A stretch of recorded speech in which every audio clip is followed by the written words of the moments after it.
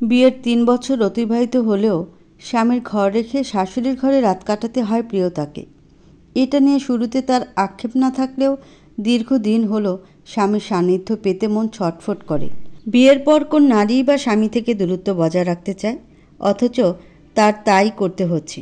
সে কেবলই নিশ্চুপ হয়ে দিন গুনতে থাকে কবে তার অপেক্ষার অবসান হবে, কবে তার স্বামীকে নিজের করে পাবে। এভাবে দীর্ঘ প্রতীক্ষার পর আজ তার সেই অপেক্ষার অবসান হতে চলেছে।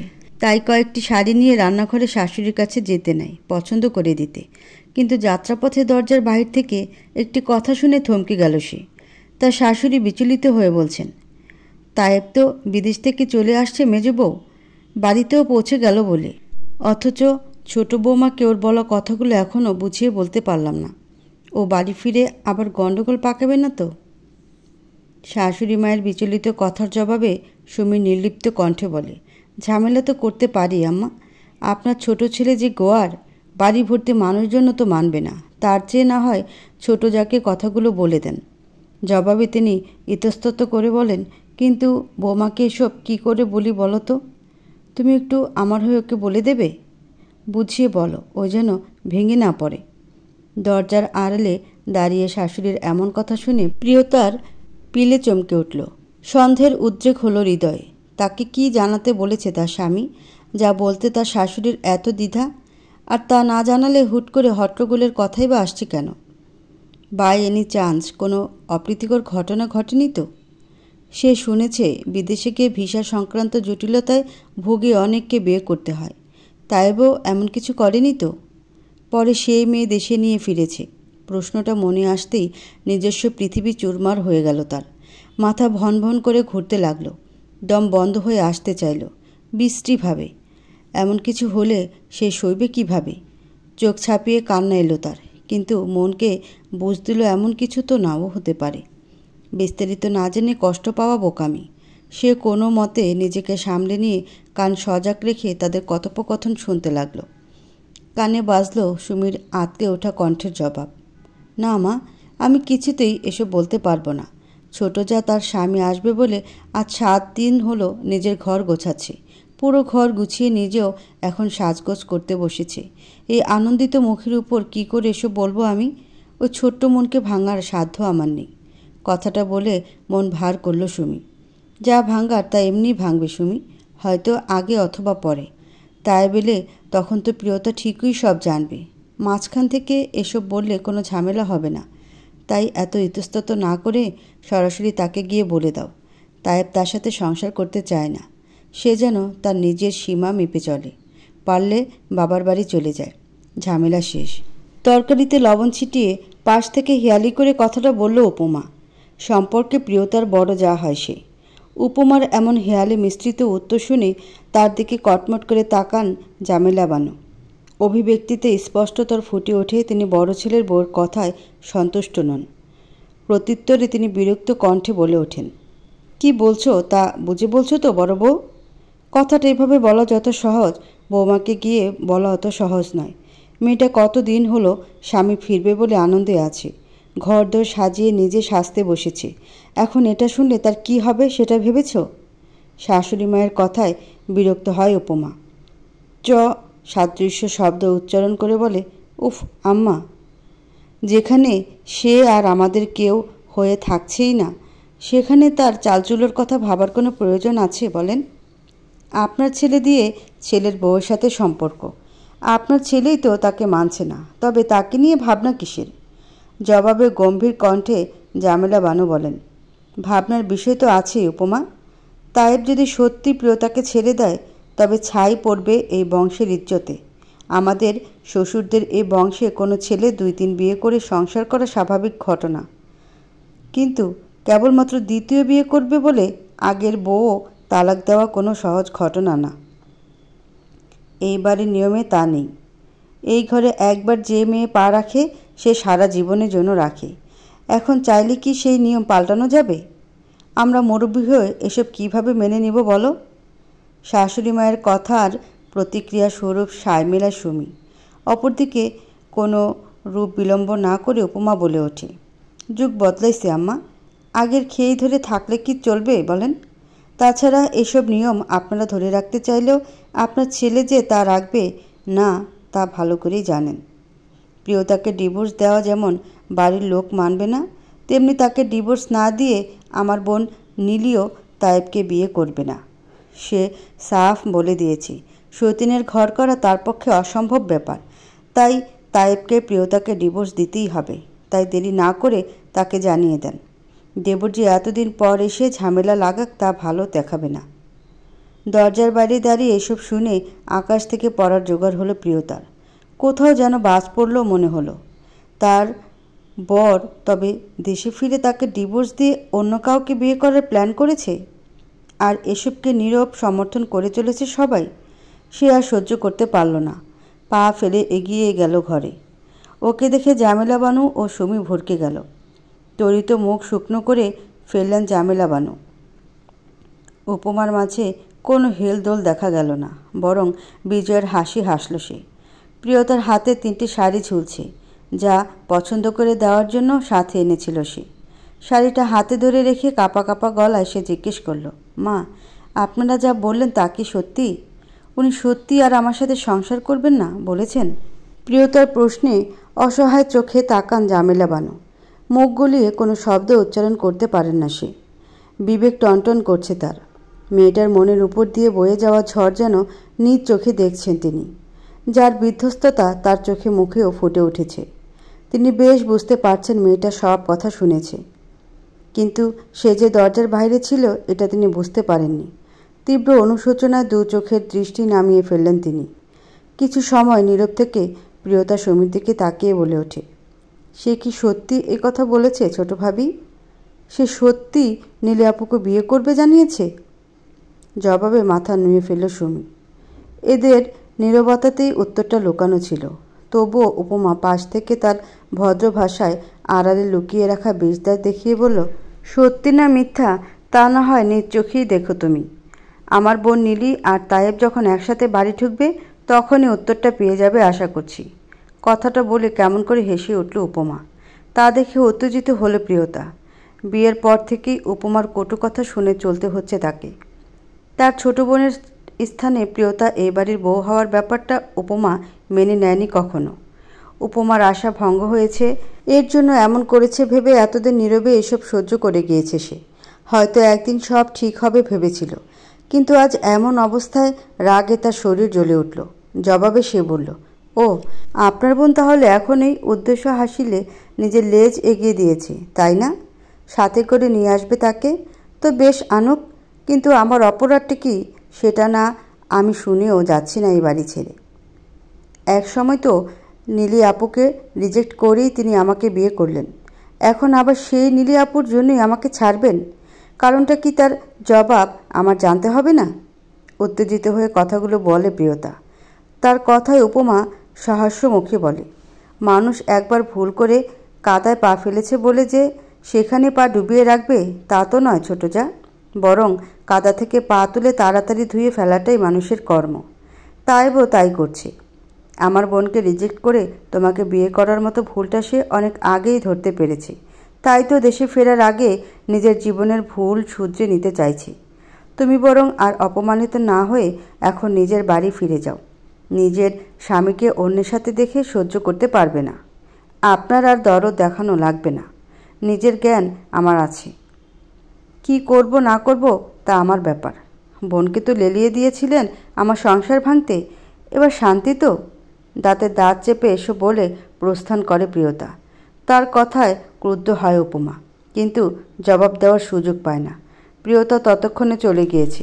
জামেলা বানু কিছু না বলে উপমার দিকে একবার কড়া চোখে তাকিয়ে দেখে প্রিয়তার পিছু যায়। ঘরে গিয়ে চুপটি করে বসে রয়েছে মেয়েটি। তাকে সাহস দিয়ে তিনি বললেন, তুমি একদম চিন্তা করো না প্রিয়তা। তায়েব আরেকটা বিয়ে করলেও এই বাড়িতে নিজের পুরো দস্তর অধিকার পাবে তুমি।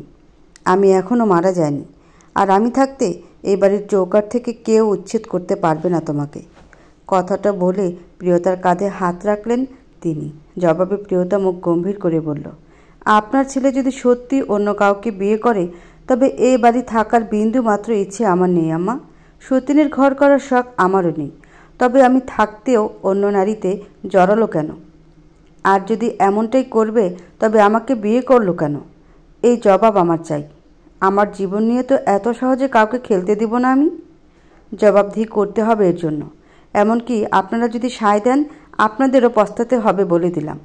জামিলাবানি প্রিয়তাকে প্রত্যুত্তরে কিছু বলতে গিয়েও দমে গেলেন। মেয়েটির শক্ত চোখ মুখের দিকে তাকিয়ে থমকে গেলেন একেবারে। এ যেন এক অচেনা নারী, এই সমাজ থেকে একদম ভিন্ন কেউ। যেখানে অন্য মেয়ে হলে এমন সংবাদে কেঁদে বুক ভাসাত, অথচ এই মেয়ে নিজের ঘর ভাঙার গান শুনেও নীরব নিস্তব্ধ।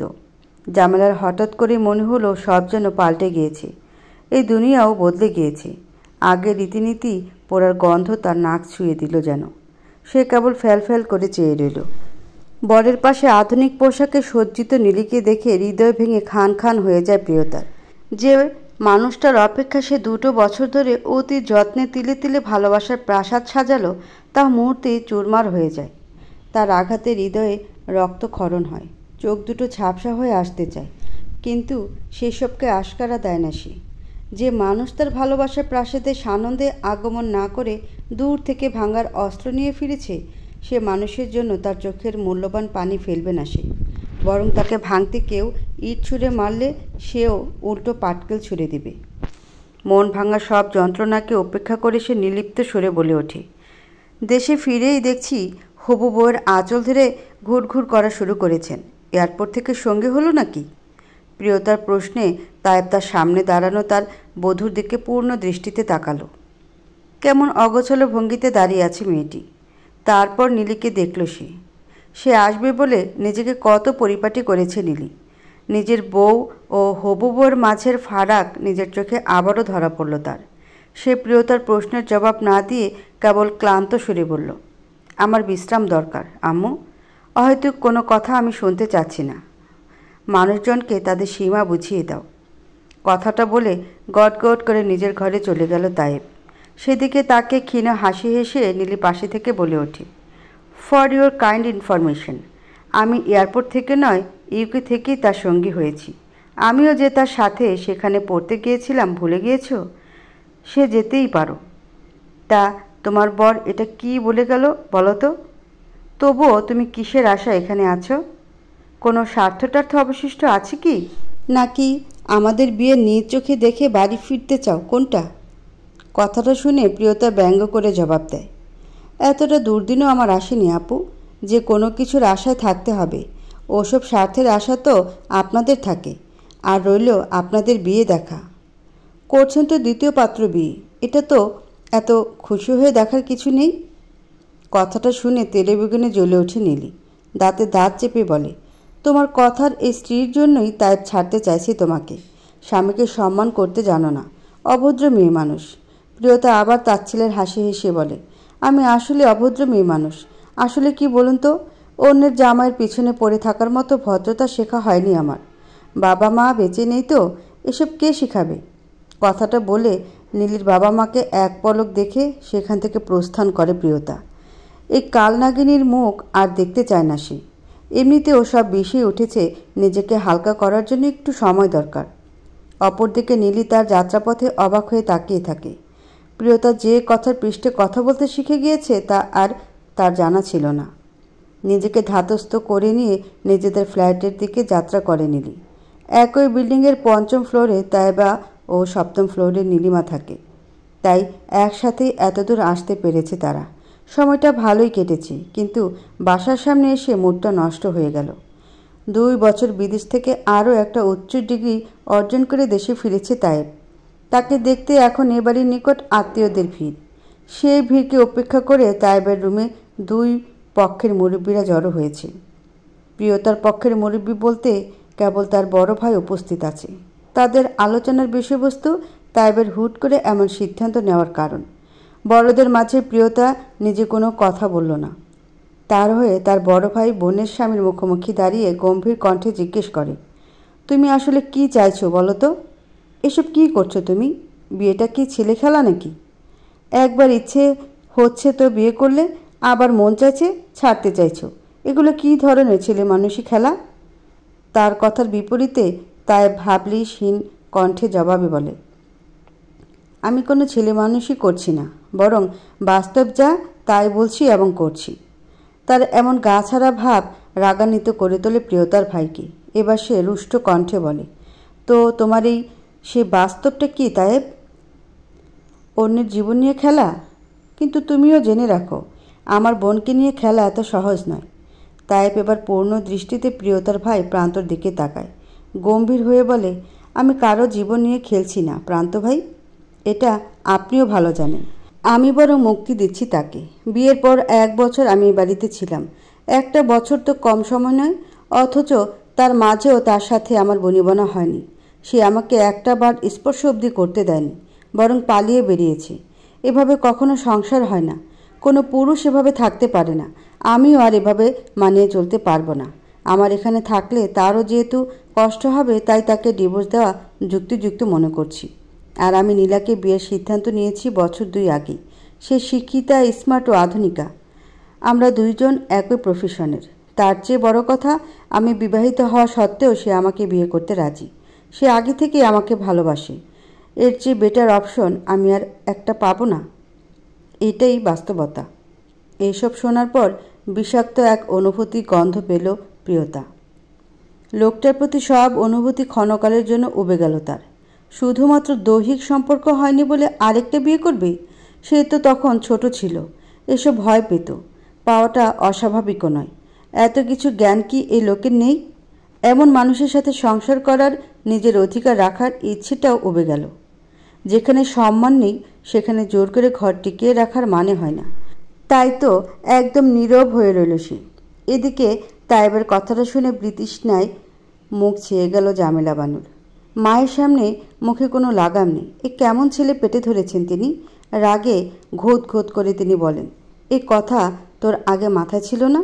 প্রিয়তার বয়স কম ছিল, তার উপর সে ছোট থেকে একটু অন্যরকম।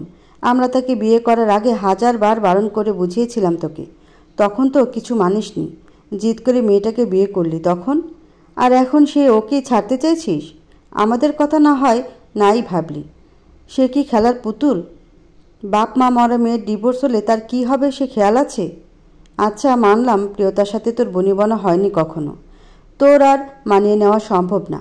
তুই নীলিকে বিয়ে করে নতুন করে সংসার করবি, ঠিক আছে, আমরাও মেনে নিয়েছি। কিন্তু প্রিয়তাকে ডিভোর্স দেওয়ার কি দরকার? 2 বউ নিয়ে সংসার করা যায় না? প্রত্যুত্তরে তায়েব নির্লিপ্ত ভঙ্গিতে বলে, আম্মু, প্রিয়তাকে দেখতে আমার কোনো আপত্তি নেই। ও যদি থাকতে চায় তাহলে ওর মতোই থাকতে পারে। ওকে নিয়ে মাথা ঘামাবো না আমি তো শুধু বলেছি আমি। তায়েব তার কথা সম্পূর্ণ করতে পারে না।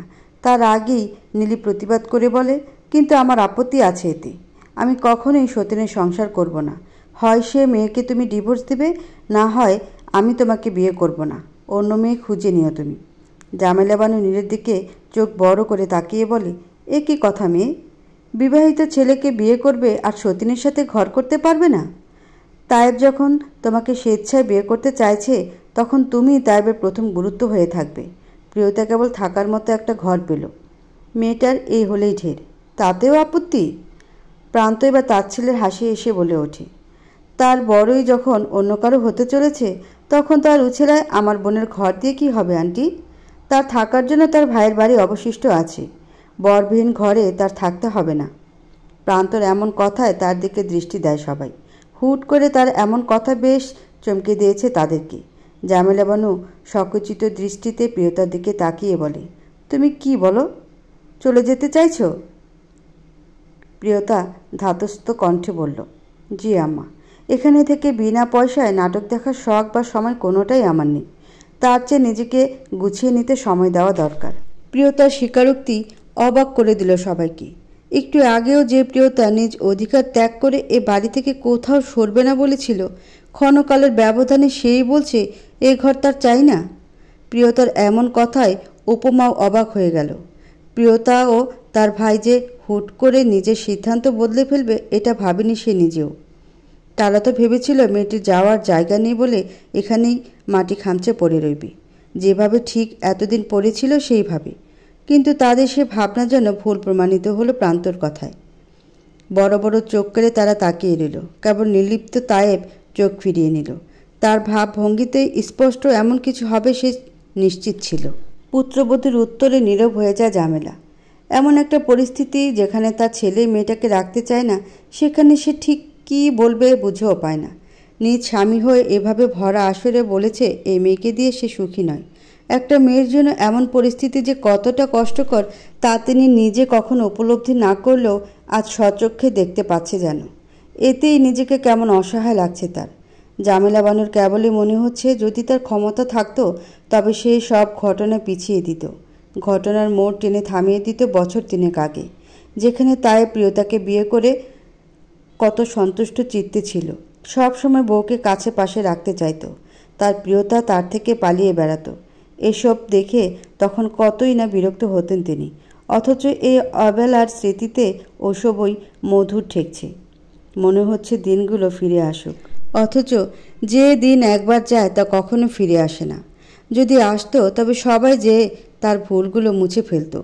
তপ্ত শ্বাস ছাড়ে জামেলা বানু। প্রান্তর দিকে তাকাতে সে আবারও বলে, শুনলেন তো ওর মনোভাব? এখন আর কারো আপত্তি থাকার কথা নয়। ওকে আজই সঙ্গে নিয়ে যাব আমি। তাকে তার বিয়ের সময় দেওয়া মায়ের স্মৃতি ধারণ করা গহনাগুলো ফিরিয়ে দিয়ে দেন।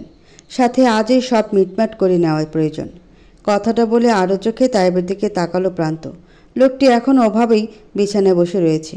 তাকে দেখা মাত্র চোখে দৃষ্টি নামিয়ে ফেলল সে। প্রিয়তা ও তায়েবের মাঝে সম্পর্কের ফারাক একসময় সবার দৃষ্টিতে এসেছিল। প্রিয়তার যখন বিয়ে হয় তখন তার বয়স 15 মাত্র।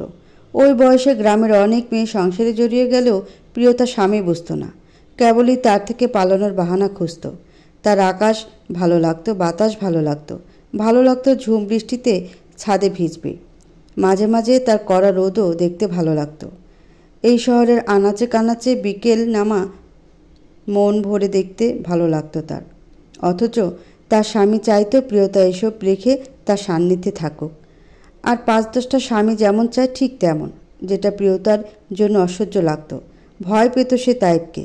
কিন্তু এখনও কি সে অনুভূতি আছে? জানে না প্রান্ত, জানে না অন্য কেউ। প্রিয়তাকে দেখে এখন কিছু আঁচ করাও যায় না। তাদের মন মস্তিষ্ক বলে এই 3টা বছরে 18তে পদার্পণ করেছে সে। এখন তো স্বামী বোঝার কথা, হয়তো বোঝেও সে। অথচ তার স্বামী আর তাকে চায় না। এই সবটা জানার পর জোর করে এই সংসার টিকিয়ে রাখতে চাওয়ার মতো বোকামি নিজ ভাই হয়ে কিভাবে করবে সে? তার জীবনে আপন বলতে আছেই কেবল এই একটা বোন। এই বোনটাকে সে অবহেলায় ফেলে যেতে পারে না। তাই নিজের উচিত কর্ম বুঝে নিয়ে সে ক্লান্ত সুরে বলল, কারো অনাগত সংসারে দুঃখে কাটা হয়ে ফুটে থাকবে না আমার বোন। নিশ্চিন্তে থাকতে পারো তুমি। ডিভোর্স পেপারও সে পাঠিয়ে দিবে, কিন্তু তার কাবিননামার পাওনাটা দিয়ে দেব। প্রান্তর কথার সমাপ্তি নিজেই টেনে দিল তায়েব। ভাইয়ের কথায় এভাবে ফুল স্টপ পড়ায় প্রিয়তা বুঝে গেল এ বাড়ি আর তার কোনো স্থান নেই। একটা তপ্ত শ্বাস ছাড়ে প্রিয়তা। অতঃপর এ ঘর থেকে বেরিয়ে যায়। একে একে সবাই বেরিয়ে যায়। তায়েব সেদিকে গভীর দৃষ্টিতে তাকিয়ে দেখে। প্রিয়তার বিধ্বস্ত মুখখানা দেখে হাহাকার করে উঠছিল হৃদয়। এই তো এই মুখের অধিকারিণীকেই জীবনে প্রথমবার ভালোবেসেছিল সে। কত বাধা বিপত্তিকে উপেক্ষা করে বিয়েও করেছিল। সংসার জীবনের 3টি বছর তার সাথে আবদ্ধ থেকে এখন নিজে থেকে সরিয়ে দিতে হলো তাকে। জীবন এ কেমন খেলা খেললো তার সাথে? সে ঠায় বসে থেকে নিজের ভালোবাসার নীরব বিদায় দেখে গেল। বুকের বাপাসটা পুরাতন স্মৃতিগুলো কেমন টনটন করে উঠল। বুক চিরে বেরিয়ে গেল একটি দীর্ঘশ্বাস। বুকের যন্ত্রণার কাতরানোর সুরে মনে মনে সে বলল, আমি তোমাকে ভীষণ ভালোবেসেছিলাম প্রিয়তা। অনেক শখ করে বিয়ে করেছিলাম তোমায়। অথচ আমার ভাগ্য দেখো, তোমাকে নিজের করে পেয়েও নিজের নামে বন্দি রাখতে পারলাম না। ঠিক পালিয়ে গেলে তুমি, আমিও নিজ হাতে উড়িয়ে দিলাম।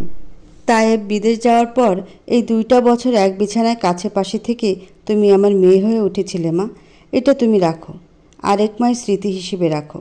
প্রিয়তাকে তার গহনাগুলো আলমারি থেকে বের করে বুঝিয়ে দেওয়ার সময় জামেলা বানু নিজের একজোড়া বালা দিয়ে উক্ত কথাগুলো বললেন। সেই সাথে চোখের পানি ফেললেন তিনি। সেদিকে ফ্যাল ফ্যাল করে তাকিয়ে রইল প্রিয়তা। এটা অপ্রত্যাশিত ছিল। যে মহিলা বিয়ের পর প্রথম দিকে তাকে নজরে নজরে রাখত, খুঁটে খুঁটে ভুল ধরত, আজ প্রিয়তার মনে হলো এই বাড়িতে এই একমাত্র মানুষ যে তাকে মন থেকে ভালোবাসে। জামেলা বানুরও ঠিক এমনটাই মনে হচ্ছে। তিনি অঝরে চোখের পানি ফেলছেন। আসলে নারী জাতি বড় বিচিত্র অনুভূতির বাহক। যে মেয়েকে একসময় তিনি পুত্রবধূ রূপে চান না বলে নারাজ ছিলেন, এখন সেই মেয়ের জন্যই তার ভীষণ দরদ হচ্ছে।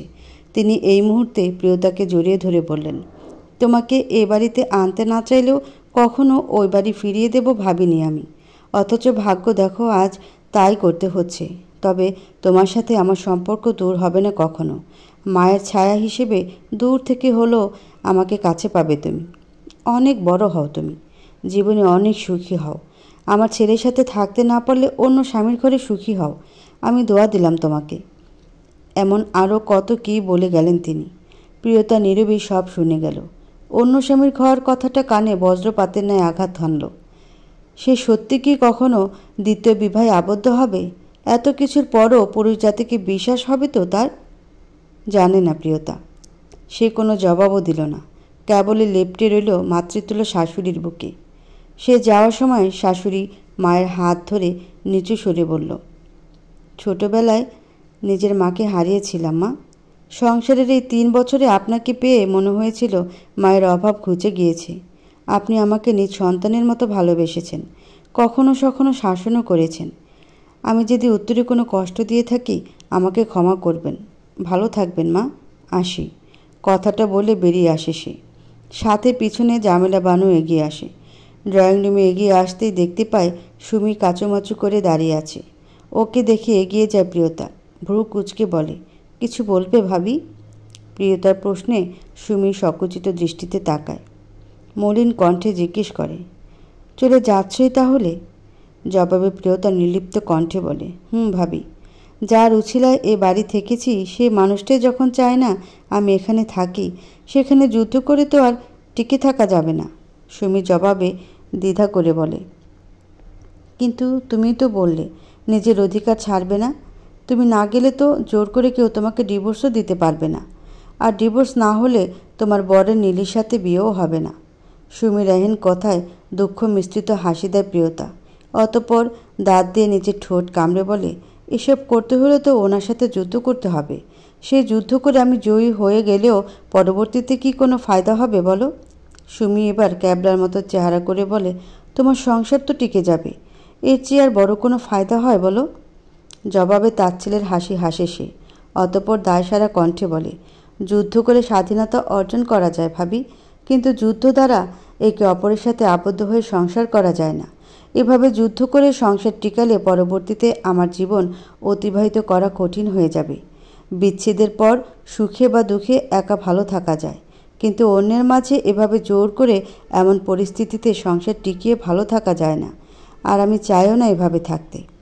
সুমি এবার নীরব হয়ে গেল। সত্যি, জোর করে কখনো সংসার হয় না, আর হলেও সেটাতে প্রতি মুহূর্তে অবজ্ঞার যন্ত্রণা ছাড়া অন্য কিছু অবশিষ্ট থাকে না। কিন্তু সে চাচ্ছে এই মেয়েটির ঘর না ভাঙুক। এমন মিষ্টি একটি মেয়ে এতদিন একসঙ্গে ছিল, এর বিচ্ছেদ না হোক। নিজেদের মাঝের বন্ধনটাকেও ছিন্ন করতে ইচ্ছে করছে না তার, কিন্তু চাইলেও কি আর এ বাঁধন ধরে রাখা যাবে? যেখানে সুতোর টান সেখানেই যে ছিঁড়ে গিয়েছে, সেখানে তাদের দুই জায়ের বিনা সুতোর বন্ধন টিকবে কিভাবে? এ মায়ের বন্ধন হয়তো ত্যাগ করতেই হবে। তপ্ত শ্বাস ছাড়ল সে। মলিন কণ্ঠে বলল, তোমাকে অনেক মনে পড়বে প্রিয়তা, খুব খুব খুব মনে পড়বে। কথাটা বলতে নিয়ে গলা ভিজে এলো তার। প্রিয়তা সেটা লক্ষ্য করে এগিয়ে গেল সুমির কাছে। ওকে সান্ত্বনা দিতে কাঁধে হাত রেখে বলল, আরে আমি তো চোখের আড়াল হচ্ছি না, এই পাশের বিল্ডিং, মনে পড়লে চলে এসো। মাথা ঝাঁকালো সুমি। প্রিয়তা আর কিছু বলল না। সেখানে এসে উপস্থিত হলো প্রান্ত। সে প্রিয়তার দিকে হাত বাড়িয়ে বলল, ব্যাগটা আমার কাছে দে। কথাটা শুনে চুপচাপ ভাইয়ের হাতে ব্যাগ এগিয়ে দেয় প্রিয়তা। তারপর বাড়ি থেকে বেরিয়ে আসতে নিয়ে লক্ষ্য করে একটু দূরে দাঁড়িয়ে থাকা উপমাকে। সে কেমন ব্যঙ্গ করে হাসছে তাদের দেখে। সে হাসি দেখেই শরীর জ্বলে ওঠে প্রিয়তার। সে দৃষ্টি নামিয়ে ফেলল। অতঃপর সবাইকে ডিঙিয়ে বেরিয়ে এলো ফ্ল্যাট থেকে। ড্রয়িং রুমে দাঁড়ানো বড় ভাসুরকে দেখেও যেন দেখল না সে। লোকটা তার বউয়ের রেপ্লিকা। তাদের বিয়েতে ঘোর বিরোধ ছিল এই লোকের। নিজ বউয়ের সাথে তাদের বিচ্ছেদে লোককেও যেন আনন্দিত করেছে। তার ভাব ভঙ্গিমাতেই তা স্পষ্ট। অথচ তারই আরেক ভাই তামিমকে দেখে মনে হচ্ছে এমন ঘটনায় চরম লজ্জিত সে। মাথা নিচু করে দাঁড়িয়ে আছে। প্রিয়তা একে একে সবাইকে দেখে শাশুড়ি ও সুমির পাশাপাশি তার কাছেও বিদায় নিয়েছিল। তারপর আর দেরি করেনি সেখানে। যত দ্রুত সম্ভব অল্প সময়ে প্রিয়তারা বিদায় নিল সবার থেকে। কী যেন মনে করে নিচে এসে উপরে ফিরে তাকালো একবার। এ বাড়ির চৌকাঠ হয়তো আর কখনো মারানো হবে না তার, প্রতিবেশী হওয়ার খাতিরেও না। তা শেষবার মুখস্থ করে নিল বাড়িটাকে। শেষবারের জন্য তাকালো 5 তলায় তাদের ঘরটার দিকে। এখনও কত প্রাণবন্ত ঘরটা, অথচ বিদায় নিচ্ছে তার মাঝে থাকা একটি প্রাণ। হঠাৎ দম বন্ধ হয়ে আসে তার। কেমন তিক্ত এক অনুভূতি গলা টিপে ধরে যেন। এ বাড়ির প্রত্যেকটা ইট সিমেন্ট অসহ্য লাগে। যেখানে ভালোবাসার বিচরণ থেকেও ভালোবাসার মানুষটি নিজের থাকে না, সেখানে থাকাটা যাতনার। ছুটে পালালো সে এই যাতনা চিরে। হাঁটা দিল সামনের পথে। এই তো পাশের বিল্ডিংই তার ভাইয়ের বাসা, অথচ এইটুকু দূরত্বই অতিক্রম করতে পারছে না সে। শেষ যাত্রার ভার তার অনন্তের সাথে দেহ চেপে ধরেছে হয়তো। সে পা ফেলতেই পারছে না, তবু জোর কদম চালালো সে। বাড়ি প্রায় কাছাকাছি এসে প্রান্ত নিজ বোনের পানে দৃষ্টি দিল। সে জানে একে নিয়ে বাসায় ঢুকলে আরেক দফা ঝড় বয়ে যাবে এই মেয়ের উপর দিয়ে। তাই সে বোনকে শক্ত করতে সাহস জুগিয়ে বলল, শোন প্রিয়তা, নিজের সাথে যাই হয়ে যাক কখনো ভেঙে পড়বি না। মন যদি দুর্বলও হয় বাইরে তা প্রকাশ করবি না, কেননা এই পৃথিবীর মানুষগুলো বড় নিষ্ঠুর। নরম কাঠে বল দেখায় এরা। তুই যদি নিজের মনে দুর্বলতা প্রকাশ করিস, তোকে আর কখনো সবল হতে দেবে না কেউ, বরং বারবার ভাঙার খেলায় মত্ত হবে। এটা সব স্থানে সমানভাবে প্রযোজ্য, মনে রাখিস। ভাইয়ের কথাগুলো প্রিয়তা স্পষ্ট বুঝলো কিসের ভয় পাচ্ছে প্রান্ত। আরেক দফা ধকল যে তা সইতে হবে তার জন্য প্রস্তুত করার ইঙ্গিত এটা। তার চেয়ে ভালো আর কে জানে। সে তার বড় ভাইয়ের দিকে তাকিয়ে হিয়ালি করে বলে উঠল, শক্ত থাকলেও কি কেউ ভাঙা বাদ দেয় ভাইয়া? আব্বু আম্মু মারা যাওয়ার পর তো কম শক্ত ছিলাম না আমরা, তবু কি ভাঙার চেষ্টা কেউ বাদ দিয়েছে? তবে কি লাভ এই শক্ত থাকার অভিনয় করে? প্রান্ত প্রত্যুত্তরে ধাতস্থ কণ্ঠে বলল, ভাঙার চেষ্টা করলেও কি ভাঙতে পেরেছি আমাদের? আমরা তো নিজের পাওনা বুঝে নিয়েছি। যদি ওই অভিনয়টুকু না করতাম তবে মাথার ছাদ থাকতো না আমাদের। এই বিল্ডিং এই জায়গায় হওয়া তো অনেক দূর। কথাটা শুনে নীরব হয়ে গেল প্রিয়তা। সত্যি, তখন যদি সব দিক থেকে ধেয়ে আসা তীরগুলোর বিপরীতে সিনা টান করে না দাঁড়াতো তারা, তবে এভাবে নিজেদের পাওনা পাওয়া হতো না। এজন্যই হয়তো শক্ত থাকতে হয়। প্রিয়তা আর কিছু বলল না, কিন্তু তার ভাই তাকে শক্ত থাকতে বললেও সে কি আর তখনের মতো শক্ত থাকতে পারল? না, পারেনি প্রিয়তা। যন্ত্রণার পাহাড়ে পুরাতন যন্ত্রণাগুলো যোগ হচ্ছে যেন। মায়ের মুখ মনে পড়ছে, ছোট থেকে করা কষ্টগুলো মনে পড়ছে, সেই সাথে তায়েবের পাশে নীলের অবস্থানের কথা মনে পড়ছে। সব কিছুর ভারে মনটা ভেঙে আসছে তার। সেই রেশ চেহারায় ফুটে উঠেছে। সেটা লক্ষ্য করে প্রান্ত বলল, তুই কি তায়েবের জন্য কষ্ট পাচ্ছিস প্রিয়? ভাইয়ের প্রশ্নে সম্বিত ফিরে তার। নিজেকে দ্রুত ধাতস্থ করে নেয় সে। গম্ভীর কণ্ঠে বলে, কই না তো। প্রান্ত বিচক্ষণের ন্যায় বলে, কিন্তু তোর চেহারা তো বিধ্বস্ত, চোখও ভিন্ন কিছু বলছে। প্রত্যুত্তরে নিশ্চুপ রয় প্রিয়তা। প্রান্ত কিছু সময় চুপ থেকে খানিকটা দ্বিধা করে বলে, তুই ভালোবাসিস তাকে? প্রিয়তা এবার চোখ ফিরিয়ে নেয়। নিষ্পৃহ কণ্ঠে বলে, মন বেশি ছিল হয়তো, কিন্তু এখন তা ভেঙে গেছে। বিয়ের 3 বছরে নিজের স্বামীর সাথে স্বাভাবিক কোনো সম্পর্ক জড়াতে পেরেছ কখনো? সব বউরা তার স্বামীর আকর্ষণ পেতে সেজেগুজে শাড়ি পরে ঘুরে বেড়ায়, স্বামীর মন মতো চলাফেরা করে। কিন্তু তোমার বেলায় কখনো করেছো এসব? করেছো তো শুধু বাড়াবাড়ি। কিভাবে স্বামীর থেকে পালিয়ে বেড়ানো যায়, স্বামীকে লোকের সামনে লজ্জায় ফেলা যায়, অপদস্থ করা যায়, এসব নিয়ে থেকেছো শুধু। এমন করলে সংসার টিকবে কারো? শুধু বিয়ে হলেই হয় না প্রিয়তা, বৈবাহিক সম্পর্কটা সারা জীবন টিকিয়ে রাখার চেষ্টা করতে হয়। মেয়েরা তার স্বামীকে চোখে হারাতে ব্যস্ত হয়, কিন্তু তুমি তো তার দৃষ্টি থেকে পালিয়ে বেরিয়েছ। তোমার বর তোমাকে ডিভোর্স দিতে চাইবে না তো কি করবে? বিয়ে করে বউরূপী বোন পালবে? ভারাক্রান্ত হৃদয় নিয়ে শ্বশুরবাড়ি থেকে শেষ যাত্রা শেষে ভাইয়ের বাড়ি এসে পা রাখতেই তার ভাবি এসব বলে বকবক করে যাচ্ছে। প্রিয়তা আগে থেকে জানতো এমন কিছু হবে, তাই তেমন প্রতিক্রিয়া দেখা গেল না তার মাঝে। শুনেও যেন কিছু শোনেনি এমন গা ছাড়া ভঙ্গিতে দাঁড়িয়ে রইল। কিন্তু পাশ থেকে প্রান্ত ধমকে সুরে বলল, তুমি থামবে বিন্দু? মেয়েটা এমনি সংসার ভাঙার যন্ত্রণায় পড়ছে, তাকে আর পুরিও না। অন্যের চরকায় তেল না দিয়ে নিজের কাজে যাও। স্বামীর কথায় তার দিকে কড়া চোখে তাকালো বিন্দু। সে প্রতিবাদ করে বলল, আমি থামবো কেন? ভুল কিছু বলেছি আমি? তোমার সাথে এমন করলে তুমি কি আমাকে এই সংসারে টিকিয়ে রাখতে না। তাহলে তোমার বোন বলেই কি তার বেলায় নিয়ম পাল্টে যাবে? প্রান্ত বিরক্ত হয়ে বলল, নিয়ম পাল্টানোর কথা কে বলেছে? পাল্টালোও বা কোথায়? সে তো চলেই এসেছে। বিন্দু তাচ্ছিল্য করে বলল, হ্যাঁ, স্বামীর ভাত তো আর খাওয়ার মুরত নেই। ভাইয়ের ঘাড়ে বসে বসে খাবার খেতে এসেছে। কথাটা শুনে রাগে ফুঁসে উঠল প্রান্ত। সাথে প্রিয়তার গা জ্বলে উঠল। সে আর নিশ্চুপ থাকতে পারল না। প্রান্ত পাল্টা জবাবে কিছু বলতে যাবে তার আগেই প্রিয়তা কথা টেনে নিয়ে বলল, ভুল বললে ভাবি।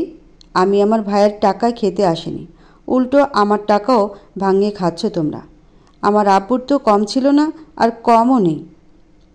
আইন মোতাবেক সেসবের ভাগিদার আমিও, সেটা মনে রেখো। যেটা সম্পূর্ণটা এখন তোমরা ভোগ করছো। কথাটা শুনে অপ্রত্যাশিত এক ধাক্কা খেলো বিন্দু। চেহারার ভঙ্গিমা বদলে গেল তার। প্রিয়তা যে এমন কিছু বলবে তা তার ধারণায় ছিল না, তাই থমকাতে বাধ্য হলো সে। কিন্তু পরক্ষণেই আবার নিজেকে পূর্বের রূপে ফিরিয়ে নিয়ে বলল, এই বয়সে কোন মেয়ে তার বাবার সম্পত্তির অংশ নেয়? সব ছেলেরা ভোগ করে। মেয়েদের জন্য ওসব শেষ বয়সের পাওনা। তাই তোমার এখন এসব বলা অযৌক্তিক। এবার প্রিয়তা ব্যঙ্গ করে হেসে জবাব দেয়, এটা কোন সংবিধানে লেখা আছে বলো তো? বলতে পারো ভাবি?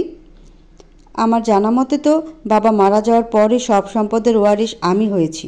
আমার যখন খুশি তখন আদায় করতে পারবো, কেউ বাধা দিতে পারবে না এতে। প্রিয়তার এহেন জবাবে কিছুটা দমে যায় বিন্দু। চোখ দুটো সরু করে কণ্ঠ কিঞ্চিত নামিয়ে বলে, স্বামীর কাছে থেকে অবহেলা পেয়ে এখানে চলে এসেছো সেই সম্পত্তির ভাগ নিতে? প্রিয়তা নির্লিপ্ত কণ্ঠে বলে, কেউ যদি বাধ্য করে তবে নিজের ভাগ তো বুঝে নিতেই হবে। আর তারা যদি বাড়াবাড়ি না করে তবে আমার এখন সেসব চাই না। আমার কেবল শান্তি চাই। এখন ভেবে দেখো কি করবে। কথাটা বলে নিজের ঘরে চলে গেল প্রিয়তা। আর বিন্দু একদম নিশ্চুপ হয়ে গেল। স্বার্থের টান পড়বে ভাবতেই দমে যেতে বাধ্য হলো সে। চুপসে যাওয়া মুখ নিয়ে রান্নাঘরে এগিয়ে গেল সে। প্রান্ত এসব দেখে তপ্ত শ্বাস ছাড়ল। সে একা সব সম্পদ ভোগ করছে। প্রিয়তার মুখে এমন কথা শুনে বুকে খানিকটা চোট লাগলেও স্বস্তিও পেল খানিক।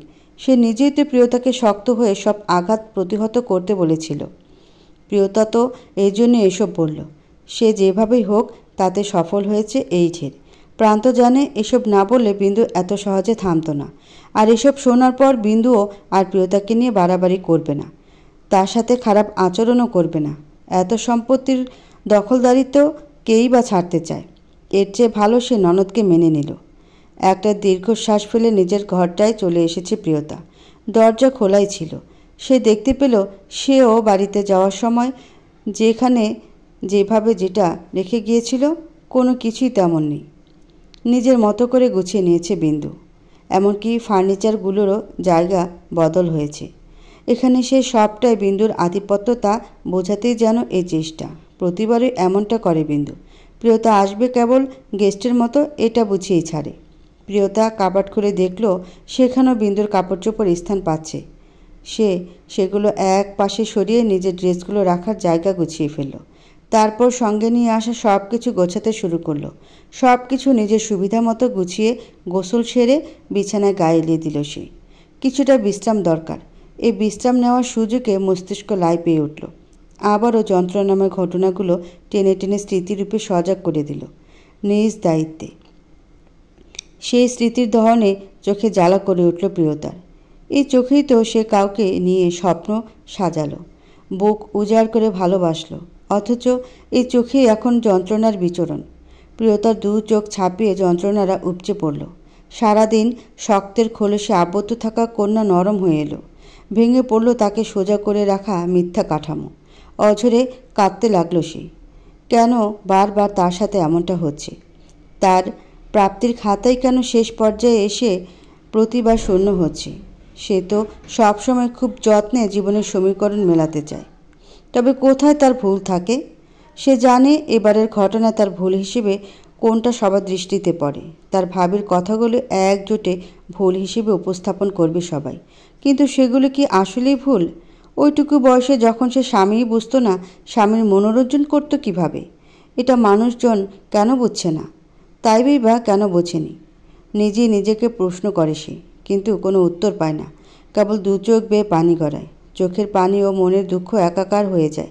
ক্রমাগত কান্নায় ক্লান্তি ভর করে শরীরে। এভাবে একসময় সে ঘুমিয়ে যায়। সন্ধ্যা গড়িয়ে রাত নেমেছে। ঘড়িতে 8টা বাজে। বেশ কিছু সময় অনেক কিছু ভেবে বিন্দু উকি দিল প্রিয়তার ঘরে। এই নিয়ে 3বার এ ঘরে উকি দিয়েছে সে, কিন্তু প্রিয়তা ঘুমিয়ে থাকায় ফিরে যেতে হয়েছে প্রতিবার। কিন্তু সে এবার সজাগই আছে, তাই এই যাত্রায় ফিরে না গিয়ে ঘরে ঢুকল বিন্দু। প্রিয়তা ভাবির দিকে তাকিয়ে দেখে কেমন দ্বিধা করছে বিন্দু। সে গম্ভীর কণ্ঠে জিজ্ঞেস করল, কিছু বলবে? জবাবে বিন্দু বলে উঠল, রাত হয়ে গেছে, দুপুরে তো না খেয়ে ঘুমালে, এখন কয়টা খেয়ে নেও, তোমার জন্য আগে ভাগে রান্না করেছি।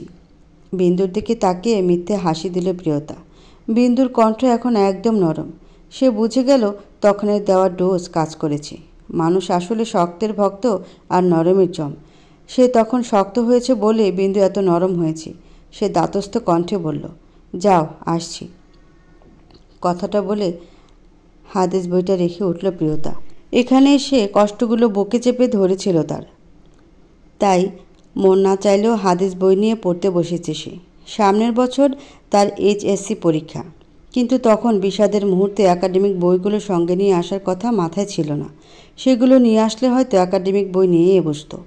তবে দুঃখ ভোলার মাধ্যম হিসেবে এই হাদিস বইটাও মন্দ লাগছে না। বরং এর মাঝে উল্লেখ করা সাহাবীদের ছোট ছোট সংগ্রাম ও কষ্টের গল্পগুলো নতুন দমে অনুপ্রেরণা দিচ্ছে তাকে। কষ্ট ভুলতে পারছে সে। সাহাবীরা আগে কত কষ্ট সহ্য করেছে, সে তুলনায় তার দুঃখগুলো তো অতি সামান্য। বিয়ের পর পড়া বাদ যায়নি তার। জামাই শিক্ষিত, বউকেও শিক্ষিত হতে হবে, এই যুক্তিতে তাইবেই তার পড়ার জোর দিয়েছিল।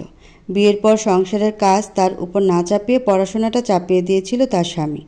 আর তাইবের সিদ্ধান্তের উপরও বাড়ির কেউ কিছু বলার সাহস পায়নি। লোকটা একটু বেশি জেদি কিনা। সেই সুবাদে লেখাপড়া বেশ ভালোই চলছে প্রিয়তার। সংসার করেও নিয়মিত স্কুল কলেজ করেছে। SSCতে সব বিষয়ে A+ পেয়েছিল সে। তারপর তাকে কলেজে ভর্তি করা হলো। এটাও তাইবের ইচ্ছায়। সে তখন বিদেশে চলে গিয়েছে, কিন্তু প্রিয়তার খেয়াল রাখা অব্যাহত ছিল। তারপর ধীরে ধীরে সব বদলে গেল। জীবন কখন কোন দিকে মোড় নেয় তা একমাত্র সৃষ্টিকর্তা ছাড়া আর কেউ জানে না, জানতে পারে না। আমাদের আগে থেকে কিছুই জানা থাকে না পরে কি হবে। সে কি কখনো জানতো তাইব তার জীবনসঙ্গী হবে? কিন্তু হয়েছিল তাই। সে আধো পরিচিত মানুষটা হুট করে একদিন তার স্বামীরূপে হাজির হয়েছিল, আবার হুট করেই সে জীবন হারিয়ে যাচ্ছে। এসব ভেবে একটা দীর্ঘ শ্বাস ছাড়ল সে। তারপর এগিয়ে গেল খাবার টেবিলে। বিন্দু অনিচ্ছাতে হলেও বেশ সমাদর করছে তাকে, এটা সেটা তুলে দিচ্ছে। তখনের বাঘিনী বিন্দু এখন নরম হয়ে তার ক্ষতে মলম লাগাচ্ছে। মেকি কণ্ঠে সে বলছে, এখন খেতে মন চাইবে না তোমার, এটা স্বাভাবিক, কিন্তু জানো তো এখনই তোমার নিয়ম মতো খেতে হবে, তা না হলে মন শক্ত রাখবে কিভাবে? পেট ভরা থাকলে দুঃখও কম লাগে জানো, না খেলে কিন্তু চিন্তায় ও পুষ্টির ঘাটতিতে শরীর পড়ে যাবে। তাছাড়া ডিভোর্স তো এমন কিছু নয় যার জন্য না খেয়ে থাকতে হবে, তাই না? কত মেয়ে ডিভোর্স হয়, পরে আবার ভালো ছেলের সাথে বিয়ে হয়, সেই সংসারে কিন্তু তখন সুখই হয়। আর এটাই নিয়ম। প্রথম ঘর অনেকের ভাঙলেও দ্বিতীয় ঘর টিকে থাকে বেশিরভাগের। বেশ সুখী থাকা যায় দ্বিতীয় ঘরে। তুমিও সুখী হবে দেখো। বিন্দু হঠাৎ এত মধুর কথায় জাল কেন বিছিয়েছে তা এতক্ষণে বুঝল প্রিয়তা। শান্ত ব্রেনে এখন যে তাকে আরেক বিয়ের ব্যবস্থা করে এ বাড়ি থেকে তাড়াতে চাইছে তা সে ঢের বুঝল। এতে বিন্দুর সাপও মরবে, লাঠিও ভাঙবে না। প্রিয়তা এই বাড়ি থেকে বিদায় হবে ঠিকই, কিন্তু সম্পদ এখন ভাগ করে দিতে হবে না। বেশ ভালো পরিকল্পনা করেছে তার ভাবি। সে খানিকটা আড়ালেই হাসল, তারপর শান্ত কণ্ঠে বলল, দ্বিতীয় সংসারে সবাই সুখী হয় না ভাবি, বরং মুখ বুজে সেই সব বিষয় সহ্য করে যায় যা প্রথম সংসারে কোনো মেয়ে করেনি। সে খারাপ এটা না শোনার জন্যে হাজারো কষ্ট সয়ে দ্বিতীয় ঘর করে প্রত্যেক নারী। হ্যাঁ, ব্যতিক্রম থাকে না তা বলছি না, অনেকে হয়তো সুখী হয়, কিন্তু আগে থেকে তার নিশ্চয়তা দেওয়া যায় না। তাই এমন ফালতু চিন্তা বাদ দাও। প্রিয়তার এমন কথায় সচকিত হয় বিন্দু। থমথমে গলা জিজ্ঞেস করে, এটাকে ফালতু চিন্তা মনে হলো তোমার? প্রিয়তা জোর দিয়ে বলল, অবশ্যই ফালতু চিন্তা। এবার বেশ অবাক হলো বিন্দু। সে ভ্রু কুঁচকে জিজ্ঞেস করলো, তার মানে কি বলতে চাইছো তুমি? সে নিষ্পৃহ কণ্ঠে জবাব দিল, তুমি যেটা বুঝেছ সেটাই। আমি আর কখনো বিয়ে করব না। একটা মেয়ে মানুষ কখনো সারা জীবন একা চলতে পারে না। বিস্মিত অভিব্যক্তিতে জবাব তার। প্রিয়তা গম্ভীর কণ্ঠে বলল, সবাই একাই চলে ভাবি। আশেপাশে সবাই কেবল খানিক পথের সঙ্গী হয় মাত্র। মাঝপথে অনেক সঙ্গীর বদল হয়, হারিয়ে যায়, কিন্তু জীবনটা যার, তার সারা জীবন ওভাবেই পার করতে হয়। হোক ভিন্ন সঙ্গীর সহিত অথবা একা, জীবন কেটেই যায়। কিন্তু আমি কেবল জীবন কাটানোর জন্য বাঁচতে চাই না। আমি আমার নিজের সবটা দিয়ে ওসব মানুষকে ভালো রাখার জন্য বাঁচতে চাই, যাদের জন্ম থেকেই একা চলতে হয়। ফুটপাতের অসহায় বাচ্চাদের জন্য কিছু করে যেতে চাই আমি। এতে কেউ আমাকে সাপোর্ট না দিলেও আমি নিজের সিদ্ধান্তে অটল থাকব। কথাটা বলে খাবার শেষ করে উঠল প্রিয়তা। বিন্দু বিস্ফোরিত নয়নে তাকিয়ে রইল। এই মেয়ে দেখি তালাকপ্রাপ্ত হওয়ার আগেই উচ্ছন্নে গেল। প্রিয়তা সেসব উপেক্ষা করে চলে গেল।